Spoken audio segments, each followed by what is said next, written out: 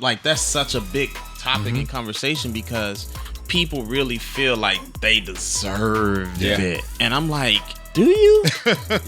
like what have you done to actually deserve it yet? And what makes you think that you deserve this out of everybody? Like, who told else? you that? Who told you that? God told me. God told me. God did. God told me. God did. God did. DJ Khaled actually told you.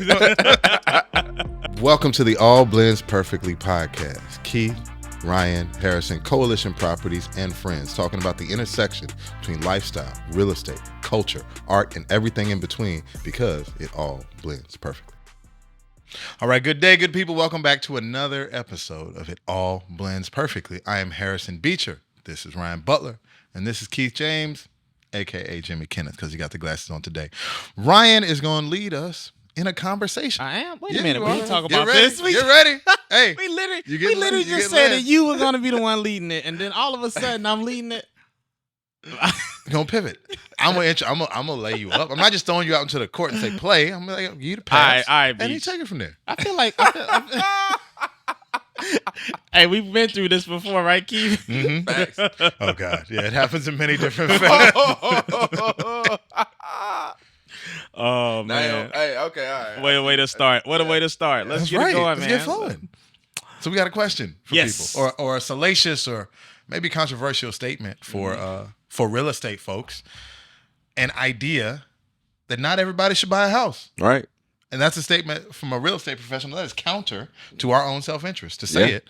But I think it's important that we, as leaders that have seen a lot of different sides of the business, interact with a lot of different people, to explain kind of the depth of that statement that not everybody should buy a house. So as we were talking about this, Ryan, why is that something that, we should talk about and share with the people? So it came up because I was watching a show on Netflix called How to Get Rich.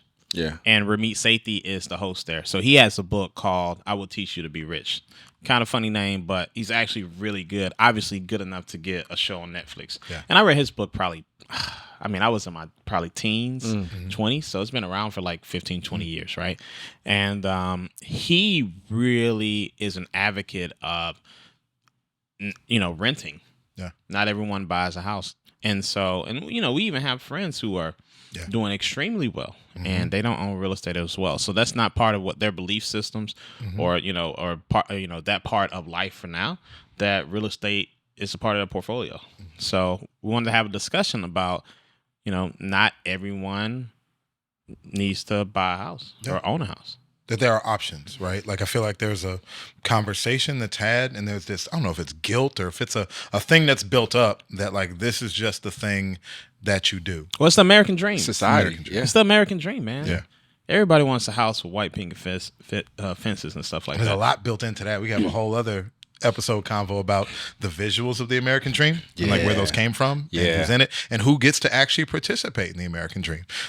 Side convo. But Keith, before Ryan asked us a couple more.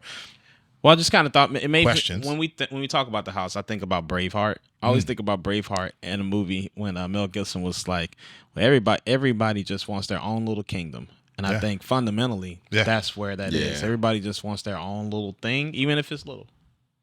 Well, again, there were generations of folks who were not, where ownership was not an option. So I feel like this statement may be more triggering to folks to say, no, I need to be able to do this because I wasn't able to for so long, especially some immigrant communities. We had somebody speaking at our NAR conference last week about how their family thought about like literally owning dirt in America, like owning their own piece, because for where they came from, there is no option. Like the finance, like the access to the American dream as we've created it, it's still a lot better here than in a lot of places in the world, like what it takes to actually own. So like that's where you see a lot of first generation immigrants and folks get into owning investment properties or owning their everything in their community. It's a big deal. But for everybody, it may not make sense. So one of the major pieces of ownership is just the cash and cost, like what it takes to get there.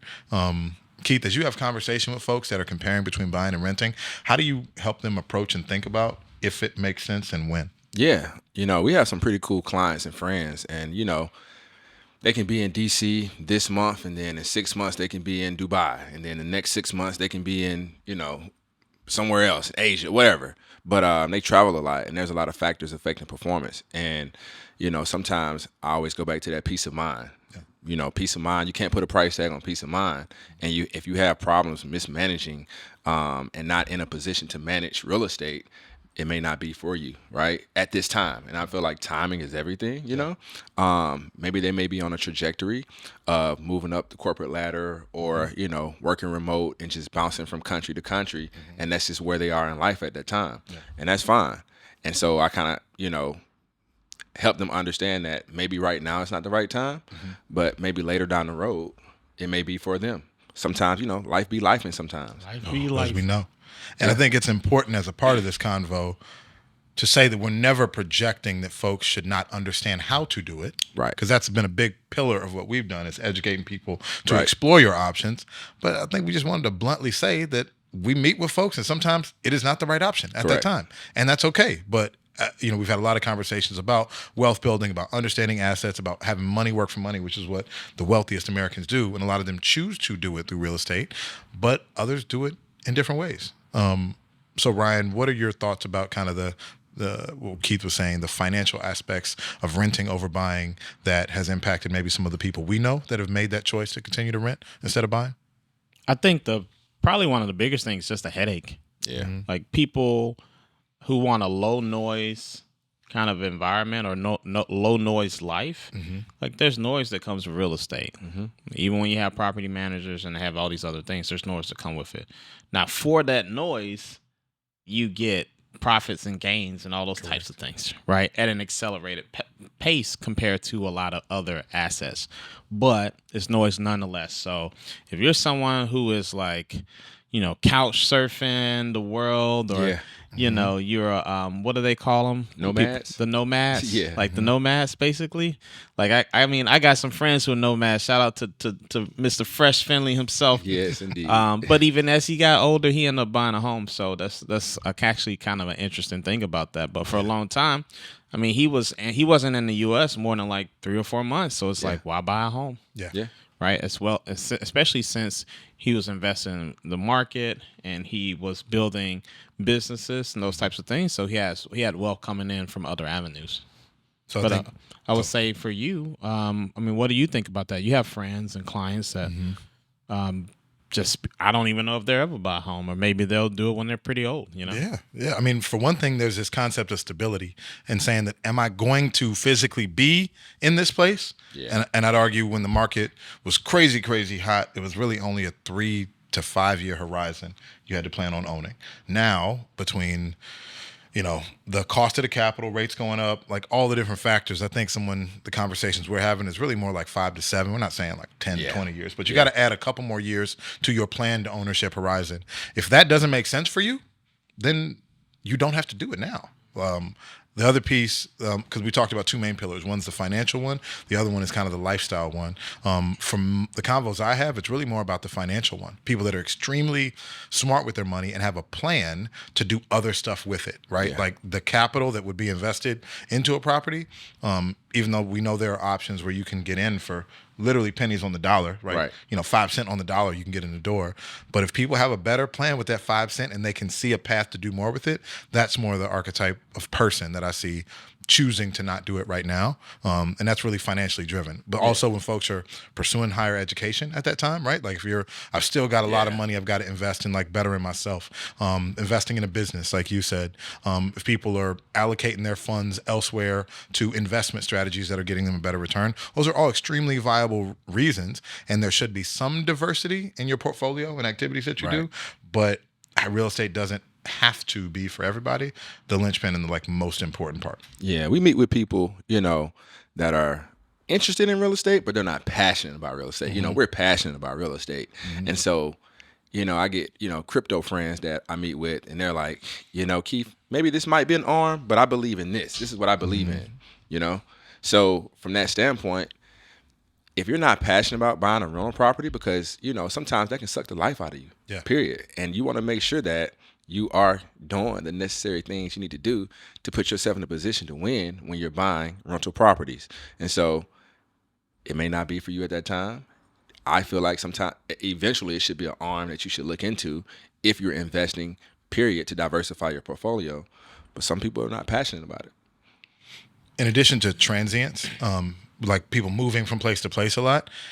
Another category that I think is important to acknowledge in this buying versus renting decision is people who are new to a city, right? That are just trying to figure out what makes the most sense about the specific neighborhood in the city or the city overall. Yeah. So I don't know if, Ryan, you had some, experience or conversations with folks that are coming to a place and trying to figure out like if they even like it from a lifestyle standpoint. How do you recommend folks think about it that way?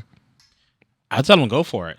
To be honest with you, like I don't think you should get into any investment where you're not comfortable, and that's real estate or not. Yeah. So if you're just not comfortable, or there's something that you need to spend a little bit more time in understanding that new market that you're in, go for it. It's not a big deal, right? In the grand scheme of things.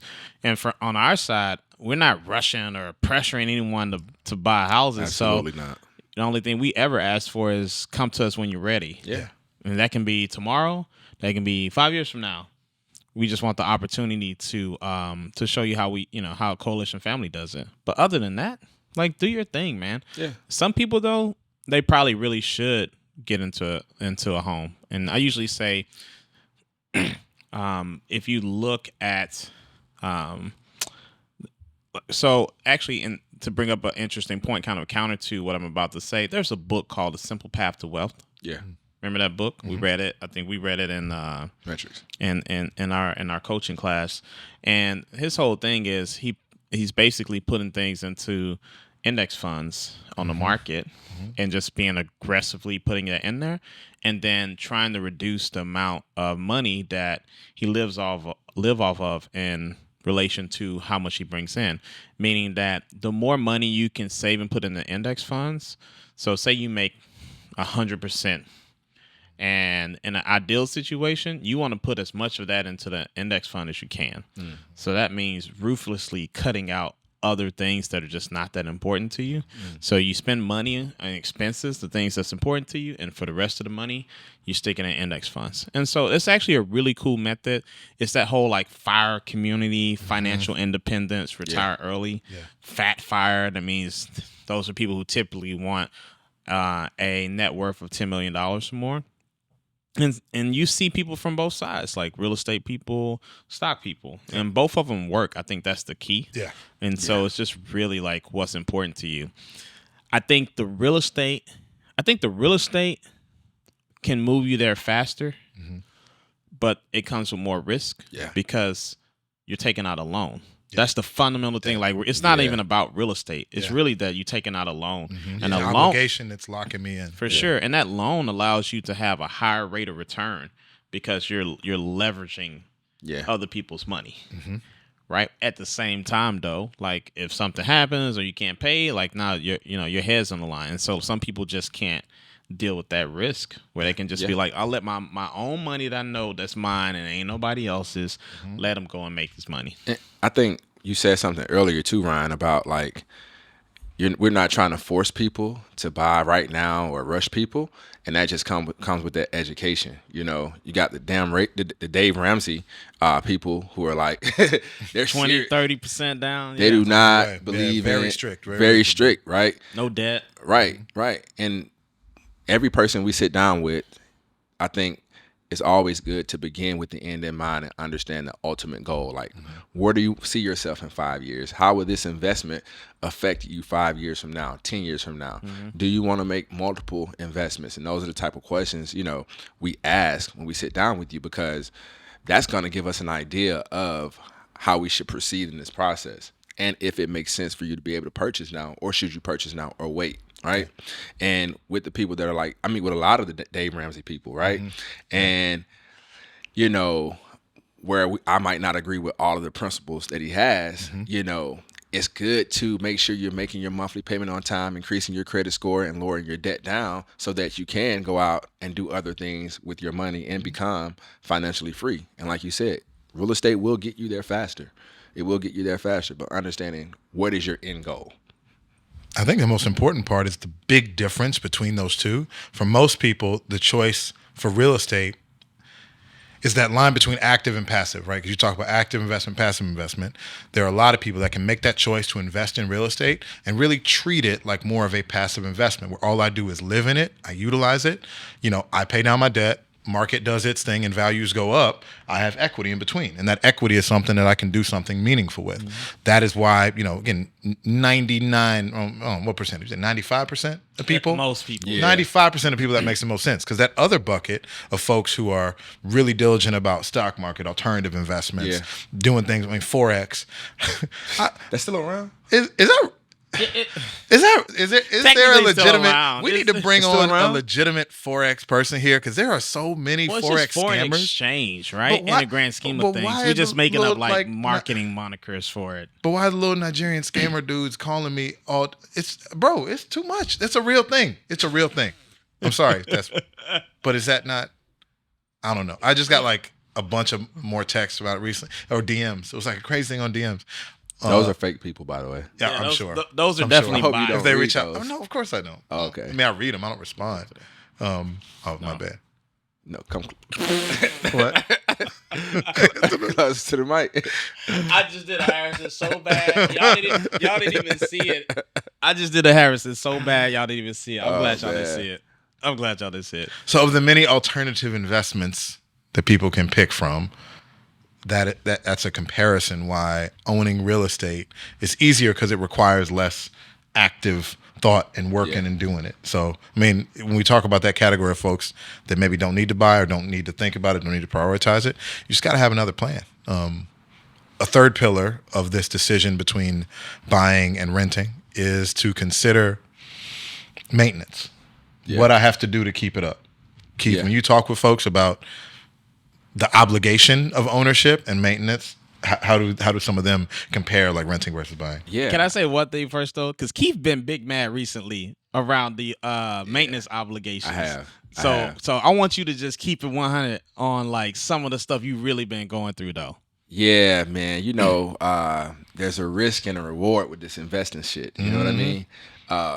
And a lot of my costs have been increasing, quite frankly, a lot the last 2 years. And the quotes that I've been getting, man, they've been like double that by the time I finish with work, right? And these are good people. You trust them. No one's trying to get over on you. Yeah, no, absolutely. It's just the game. It's just a game. It's just a game. And so I just speak when I'm speaking with my clients, I speak from experience and I just tell them the truth. Yeah. Like, this is the potential.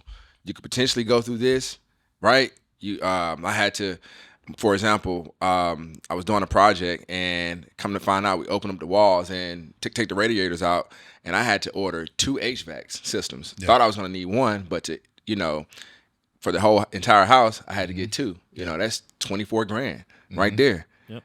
I don't want to surprise. Surprise, Surprise, mother.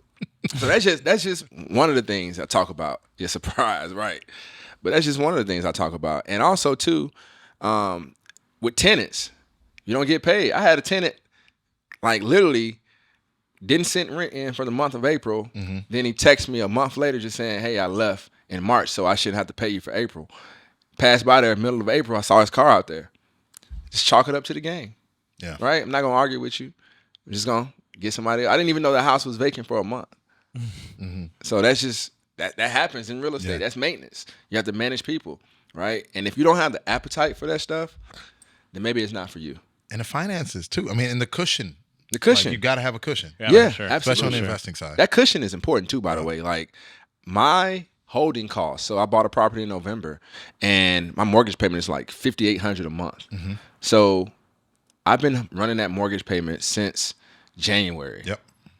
Still renovating the property. Mm-hmm. So that's $35,000-$40,000 of expenses that I had to account for when I started that project. Yep. Now, granted, it's still a great deal just because of the end goal. What you will get from what I will get from it. But that's a cushion that you got to be. If I'm in a prime location in DC, that's the cushion you have to allow yourself for to have that convenience for when you're renovating a home. Yeah. And so those are the things that you talk about, and that's going to decide if you have the appetite for investing and being a landlord. And so I think what you bring up is actually a cool delineation between people who want to buy the home, stay in there just themselves. You can look at the rent versus mortgage prices, kind of tell the just difference. Out of pocket. Yeah. Out of pocket. There is a calculation you can do to get a break-even number and say, hey, by this year, I would have broke even on buying a home. And so you buy a home. It's a forced savings. Yep.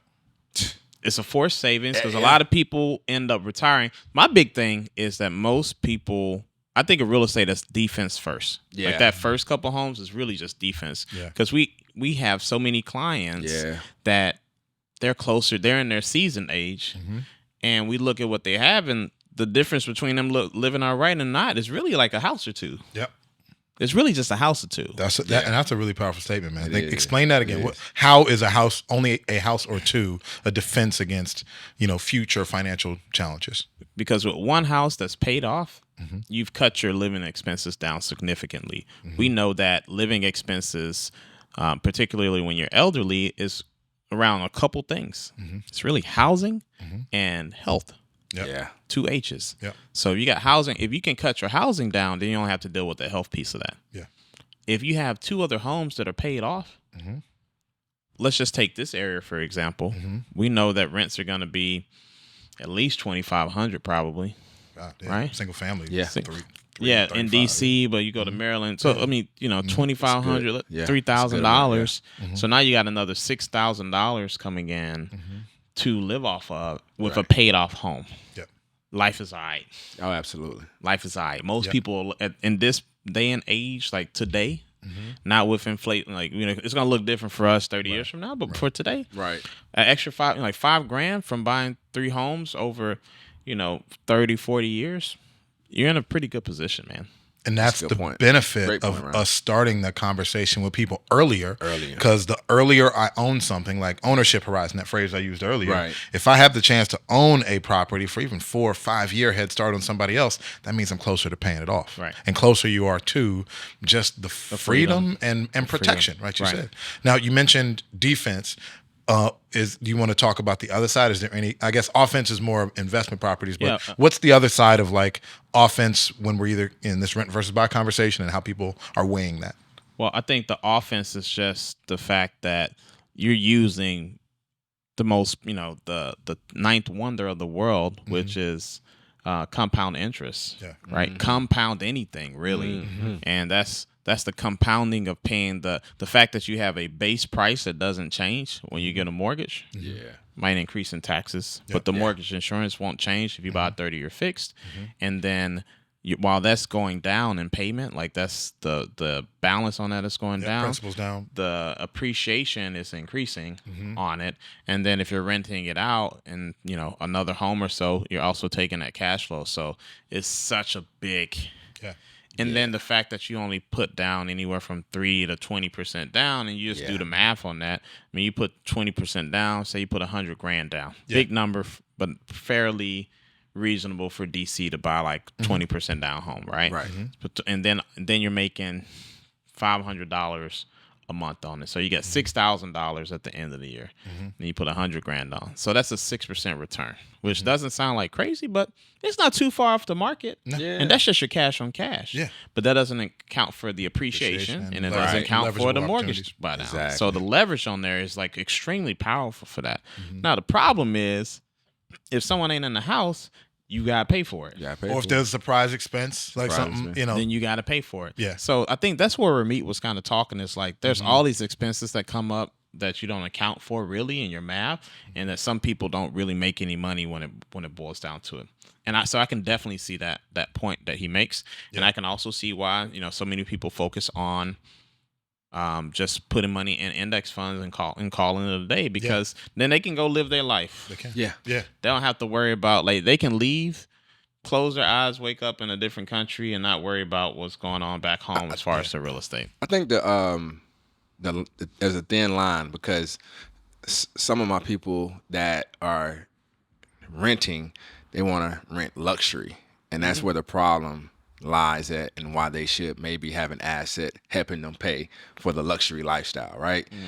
Now, the people that are trying to minimize and live super, like, what's the word? Like lean. Lean, and those people, minimal. Like, that's different. Now, I can understand, renting from that aspect, but the luxury lifestyle of staying in the most luxury high-rise apartment building in Miami off Ocean Drive versus, getting a 1-bedroom, in the burbs or something like that, And that's where I kind of argue the point of, renting versus buying, because defense, right? You have to get insulated first. Yeah. Because you'll look up 10 to 15 years from now and be like, well, where did my money go? Well, it's that housing. It's the housing is where it went. And what's so important to me about even this whole conversation and us being honest and blunt with people about it is that lifestyle decision on what you rent. Right. And what you rent relative to your monthly budget, which you should have either way. I mean, because by no means are we saying, please don't go out in the world and say, keep hiring the Harris Coalition guys told me I can just rent, live my best life. And no, we are not saying that in any sense. What we are saying is you need to have a plan and a clear understanding with your budget and with what else you're going to do with your money. So for whatever time frame you choose to rent, the lifestyle sacrifices that you're possibly making, hopefully making, should equal up to something. And by no means are we saying live, crazy below your means, uncomfortably, unfunctionally. No, none of that. Right. But I'd argue for folks that are deploying their money elsewhere and getting a better return, they should have a little bit of humility, thoughtfulness, intentionality about just renting. Because like renting at the top of your monthly budget or using 50, 60% of your monthly income, like just for 75%, like some people we know, like they are approving you at a much higher pace. There's not many situations where that makes sense. Yeah. Or not many situations where that makes sense over the long term. Yeah, I think that's the hard thing that, when I talk to people, they have good jobs, they work hard, but Rich Dad Poor Dad. Robert Kiyosaki said it's not about how much money you make; it's about how much money you keep. Mm-hmm. And they work hard, so they feel like they have to live in a luxury lifestyle housing situation. Yeah, for sure. Yeah. Right? Especially sooner than they do it right away. Yeah. Exactly. Yeah. Exactly. I remember I had a roommate, and as soon as he graduated from, he was a physical therapist, got his doctorate. He graduated. His gift to himself was a Q7, the Audi. Wow. The Audi. Yep. Yeah. Now he just went to school, had all these hundreds of thousands of dollars in debt from school itself, and then I just remember him saying I was like, man, you got a nice car, but he was in my house. My cars ain't the best, right? Different priorities, different priorities. Yeah. But I was young then. I was 20. I had to be like 25 or 26, maybe 27. Yeah. And I scrapped and scraped.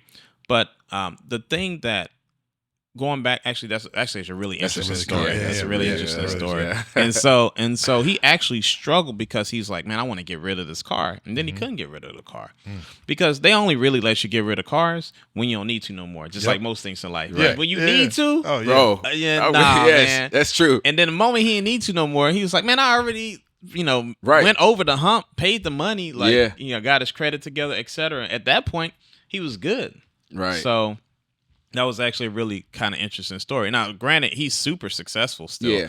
He has his own business running, blah, blah, blah. But that was a tough time. That was a tough time for him. I wonder if Biden forgave his loans. I don't know. Candace got her loans forgiven last week. Oh, it's a few people. Angelo too. Man, one of my Six clients figures. got $282,000 worth of loans forgiven. Hey, Yeah. they put in the work though. They've been doing service work. Yeah. Or Yeah, good for that's them. how it should be. That's how, the promise. Yeah. Because I feel like in our lifetime, that's going to be like one of the only social system promises we're going to get because there ain't going to be no social security. Like that ain't going to be nowhere. Man, but wait. Oh, sorry. No. I was actually about to say with in regards to the rent though, the one thing that that I feel like in my mind, Remy is not accounting for, but maybe he is that the cost of rent just keeps going up too. Correct. Yeah. Without out of your control too. Out of your control. In Miami, during COVID, they were doubling prices. Yeah. New York too. New York, as soon as the first COVID one, people were getting deals. They were getting great people deals. Exited, they left. And then scared, wasn't nobody coming in. And then it's like they doubled my rent. It's like right. They doubled it went from 3,000. This is unsustainable. That's all I kept hearing. But it kept going, and so those people had no place to live, or they had to move again. Yeah. And so part of ownership is take out the money part of it. It's just the ability to control what's going on in your life. Fixing. Just to control in general, the amount of control you can have in your life from ownership. Yeah. Facts. Regardless of the cost of it. It could cost a lot. It could cost a little. Most times, ownership costs a lot. Yeah. There's a sacrifice that goes into ownership. But when you don't make that sacrifice, like the hard thing you do up front makes it easy later. Yeah. And if you make things so easy up front, for most people, it's going to be hard later. Yeah. It's, am I willing to pay a convenience premium up front for the flexibility and freedom to be able to move, do what else I want? Or am I willing to pay an investment and or, uncertain return premium up front for possibly a better return later? And that's a choice people make. If you have if you have your other investment set that can pay for your lifestyle, go for it. Yeah. If you got money coming in and 1,000%. what my man say, got money all around me. Yeah. Feel like I'm the man. Crew. Yeah. So that's cool. Like, go ahead, man. Like live your life. Like your investment should be able to afford your life. Right. But don't let the time for dollar be the biggest thing that's paying for your lifestyle, because that's unsustainable. It is. 1,000%. You can't do it for 40 years. And how people feel about the lifestyle they should be able to afford relative to the money they make, the education they had, age they are, where they are in life. Bro, Man, that's a whole other thing, That's another- man. that's another show. But it's connected to this. No, I mean, it it's is, connected but to I'm this. just saying, Yeah. that's such a big topic in conversation, because people really feel like they deserve it. Yeah. Yeah. And I'm like, do you? Yeah. Like, what have you done to actually deserve it yet? And what makes you think that you deserve this out of everybody? Who told you else? that? Like, Who told you that? God. God told me. God told me. God did. God told me. God did. God did. DJ Khaled actually told you. Go back to that prosperity preaching back in the day. I mean, and that's a whole. I mean, I feel like culturally. Don't start. do it. Don't do you not do it. start. I know where you're going, bro. Do not. This is not the episode for that. All right. Zip it I know up. where you was going, bro. Yeah, man. So, that's probably gonna be our next episode. So Yeah. we're gonna rock with that one though. Yeah, we're gonna write that. He was about to go. I saw Yeah, he was him. going I on, saw it in man. his face. Got to come back for that one. Yeah. It's good. It's But good I there. think to kind of wrap up this Yeah. is there's no right or wrong answer. Yeah. Now, you can do right or wrong things Mm-hmm. within there, but there's no right or wrong answer in what you believe in. I'm a real estate guy. Yeah. I believe in real estate, but I'm also know that I'm taking these risks along the way to accelerate my wealth building. I do know that. I And you understand. made the sacrifices Made the on what you could do at earlier times. I made some sacrifices along the way, and I made some mistakes along the way that cost me real big, because just like you can win big in real estate, you can lose big in real estate. learned from you, bro. I'm glad. Well, all right. You welcome. I don't know, like, Thank you. Yeah. For paving the I way. mean- You ran so I can walk. he gonna send you. He gonna send you a Venmo later. He gonna send you a Venmo later. Man. I'm gonna take you to lunch. Let me pick your brain. Got 5 Thank minutes. you, Yeah, brother. man. Thank you, Thank you, brother. man. Yeah. Oh. My god. Good stuff. But on the other side is that you can do a really simple path to wealth, like that book. A little bit of feedback. I would resource, say, always go Robert Kiyosaki, Rich Yeah. Dad Poor Dad, Cash I'm Flow reading it right now. Quadrant. Yep. I would read the book, Simple Path to Wealth, and then follow up with For Me Safety. And I will teach you to be rich. So that would be my recommendations to kind of get both sides of the court on that one. Any final thoughts for folks on the renting versus buying conversation, Sir Keith? I want to add a book to that, The Richest Man in Babylon, which is like the most simple book that I've read on how to save money.